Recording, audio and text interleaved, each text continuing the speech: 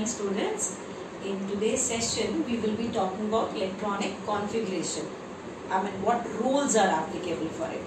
In the previous one we have discussed about the quantum numbers, 4 quantum numbers, principal quantum number, azimuthal, magnetic quantum number and spin quantum number. Now taking help of that we have studied like in each orbit or each subshell or orbital how many electrons are there. On that basis there are we will be writing configuration. So rules we are discussing first. The first rule children is Aufbau's rule. Aufbau's rule. Aufbau term means building up. It means building up. Actually, this is the only rule which is not on the name of some scientist. Sometimes even this is asked in competitive exam, which rule is not on the basis of the name of the scientist. So, Aufbau means building up. Now, what does this rule say? It says, the first point is that electron is filled in the orbital having lower energy first. That means where will the first electron go? It will go into that orbital which is having the least energy. So electron is filled in the orbital having the lower energy first. So how do they decide the energy? See, the energy is decided on the basis of n plus L rule. It says lesser the n plus L value, lesser is the energy. N plus L rule, that means lesser the n plus L value, lesser is the energy. Lesser is the energy. Suppose if I talk only about n, then I will say if n increases, the energy increases. But if it is n plus L both, then n plus L we have to see lesser the n plus L value, lesser the energy. As we move away, n value increases. Suppose I say in the same orbit, suppose I am saying third orbit. In the third orbit, there are 3 subshells, that is 3s, 3p, 3d. Again you can apply n plus L2.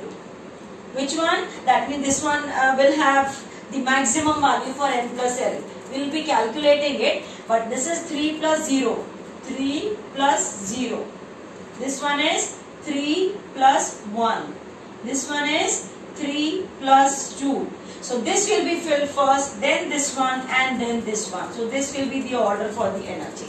So it says lower the n plus L value, lesser is the energy. Next one. If n plus L value is same, if the n plus L value is same, then what will happen? Then electron enters in the orbital having lower n value. Lower n value. Let us take the example. Suppose I take the example of say 4s and say 3p. 4s and 3p. This is 4 plus 0. For 4s, n value is 4. L value for s subshell is 0. So it is 4. This is n plus L value again for third orbit means n is 3 plus for p this is 1. That means overall 4. So both are having same n plus L value. Where should the electron go first? It will go to this one first. We will take some more examples. But main we will say in Aufbau's rule there are 3 rules. Number 1, electron goes to that orbital which is having lesser energy first. Next, how to check the lesser energy? Check the n plus L value. Lower the n plus L value, lesser the energy. Third point is, if the two orbitals have same n plus L value, then the electron will go into that particular orbital which is having lower n value. Okay, we will take some more examples. Please note that. Now, the second rule which is required for filling the electronic configuration is Hund's rule. Hund's rule of maximum multiplicity. Now, let us understand this first. This says that pairing up of the electrons in one particular orbital will take place only after all degenerate orbitals are singly occupied. Now let me first explain the meaning of this term degenerate. Degenerate means same energy. Same energy here means not n plus L. In the same orbit, if I talk about same subshell, if it is having more than one orbitals, like for example, if I say 2p, actually any p orbital will have 3 orbitals. P subshell will have 3 orbitals. According to Hund's rule, if the electron has to go, because we have studied that the p orbital has maximum capacity of 6. When the first electron has to go, it can go anywhere because these 3 p orbitals have same energy belonging to the same orbit. Not that 2p and 3p will have the same. In 2p, all p orbitals will have same energy. So the first electron, though we write down as the first electron here, but actually anywhere it can go. The second electron, according to this rule, will not be pairing up the first electron. It says all the degenerate orbitals should get one electron, then only the pairing should begin. That means in 2p, first electron will go here, second will go into the next orbital, third will go into the next orbital, and the fourth one will go for pairing up of the first, then fifth one here, and then sixth. The overall 2p6 you have. Okay, but in 2p1 no issues. If it is 2p2, one electron here, second here. 2p3, 1, 1, 1. 2p4, 1, 2, 3, and again 1. Likewise it will be filled. Suppose we have to fill it for d orbital. The same rule is applicable, though when we are writing the configuration, you will come to know that there are number of abnormalities while writing the configuration, right? Suppose the first electron has to go, and I am talking about say 3d or 4d or 5d, whatever, d orbital, d subshell. So the first electron will go here, second will go here, third will go here, fourth one, fifth one, and from the sixth one the pairing will begin. 6. Then 7, then 8, then 9 and 10. Is this clear? So when we are writing the configuration for different elements, further we will be taking such examples. But as of now you can see Hund's rule says that if we are talking about a degenerate orbital, then all orbitals should get one electron, then the pairing will begin. It's not applicable for S, because in S you have only one. S subshell has only one orbital. So it will get one electron here and the second electron like this. So in this it is not applicable where more than one orbitals are there. For F orbit, for F subshell also it will be applicable. Is it clear? Okay. Now next one. There is one more rule, though it is not required for writing the configuration, but we should be knowing it. The third one is Pauli's exclusion principle. Pauli's exclusion principle. Now what does a Pauli's exclusion principle say? It says that no two electrons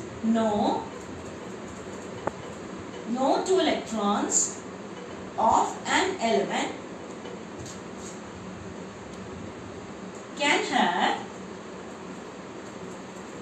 can have same set of all 4 quantum numbers. It says no two electrons of an element can have same set of all 4 quantum numbers. N, L, M can be same, but the spin quantum number is different. To explain this, children, we can take example of helium. Helium atomic number is 2. So the 2 electrons have to go, and the 2 electrons in this one s2. So if I write N, L, M, S values for first electron and second electron, for this N value will be 1 for both electrons, because in S there is only one orbital. The first electron goes and then the second one goes. L value is 0 for both the electrons. M value is 0 for both the electrons, but the spin quantum number is plus half for one electron, minus half for the second electron.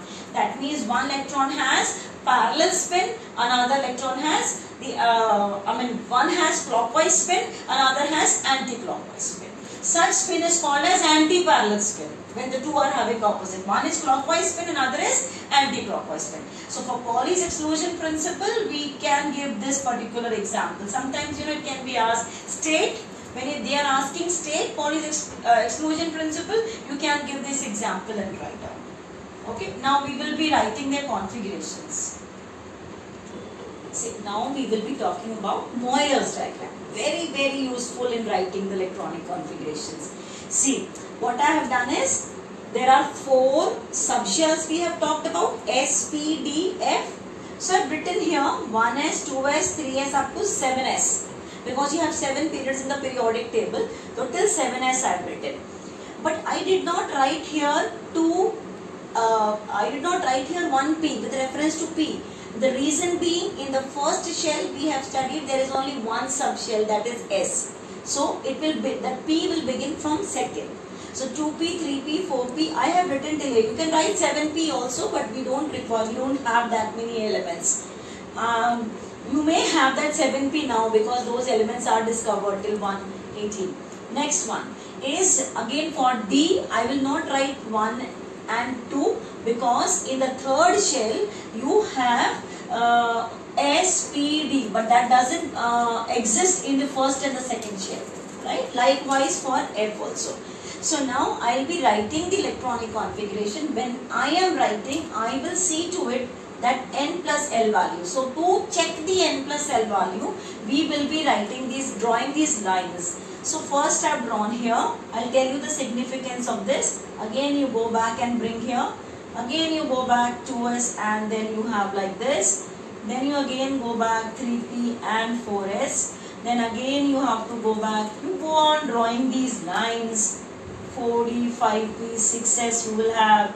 Then you will have 4s, this. You will have like this.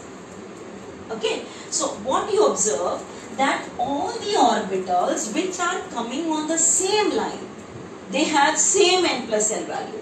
Check.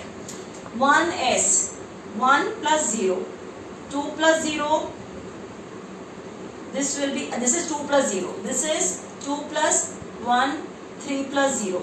That means 1, 2, 3, 4, 5, 6, 7, 8. What I mean to say, all the orbitals lying on this line, they have N plus L value 1, N plus L value 2. This is having 3. These all are having N plus L value 4, N plus L value 5, 4d, 5p, 6s. They all have same N plus L value. And it is in accordance to Aufbau's rule also. Check. 3d, 4p, 5s. All 3 have same N plus L value. Where should the electron go first? 3d, lesser N value. After this is completely filled, the next electron will go to 2s. After that, the next electron will go to 2p, then 3s, then 3p and 4s, and so on. That means the line is having only those orbitals which are having same N plus L value, and which one will be filled first, which orbital will be filled first?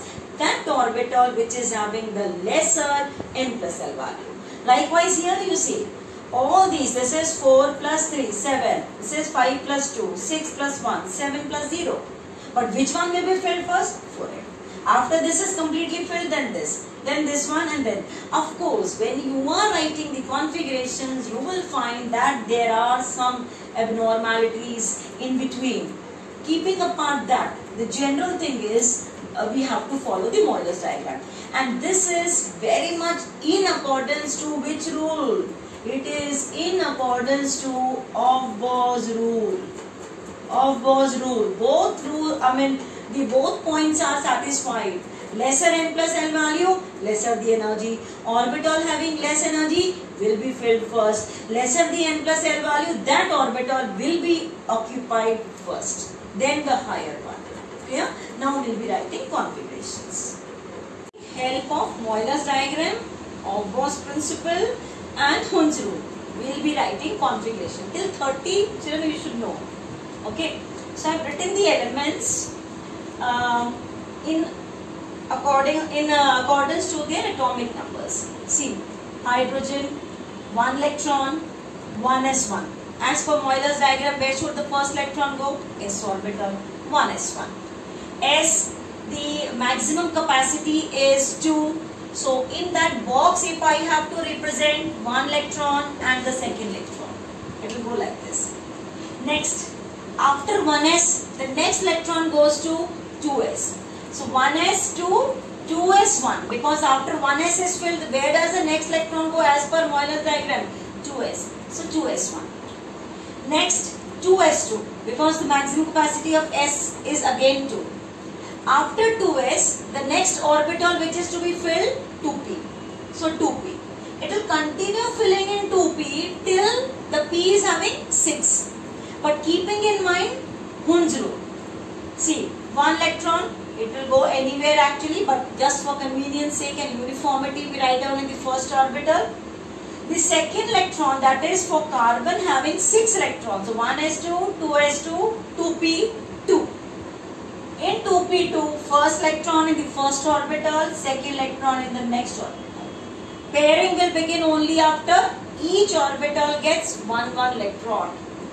Next here, 2p3, all 3 will get 1 1. 2p4 for oxygen, 1 1 1, and the next one here. If it has to be written for fluorine, what we will do? We will write like this: 1 2 3 4 5. In this 6 means again that 6 will be filled. Now you have seen here till neon. Neon is a noble gas. This was a noble gas. This is another noble gas. Once a noble gas comes, we can take the help of the previous noble gas. Here I did not write because we didn't have to write much. Helium was just 1s2. This is such a big configuration. To save time, I am writing neon. And after 2p, the electron goes to 3s, so 3s1. Neon, 3s2. Neon, 3s2, 3p1. Likewise, it goes on filling till here p6. That is not an issue. Now, argon is the next noble gas. We can take help of argon and then go on writing. 4s1, 4s2, because after 3p, the next electron goes to 4p. So 3p, the next electron goes to 4s. So 4s1, 4s2 till calcium. After that is scandium. Scandium is 4s2, 3d1. Then after 4s is 3d orbital to be filled as per Moyler's diagram. So 3d, 1, 2, 3, it will go on like that. Here till vanadium, no issues. Now when we come to chromium, you have this configuration actually to be written, 4s2, 3d4. But this is the abnormal configuration. Children, here I am marking, this is the abnormal configuration where d orbital is one short of being half filled or full filled. It prefers taking 1 electron from s and becomes half filled or full filled. The reasons we will be discussing in the next video. Today we are completing this configuration. Then the next one goes, this is half filled now, taking 1 electron from s, it becomes half, this is s1 now. In manganese again it becomes s2. Then again d6, d7 till cobalt. Last 3 I will be adjusting here only. We have next one, 28. 28 is nickel. Now nickel configuration will be argon, 4s2, 3d8. 29. Copper.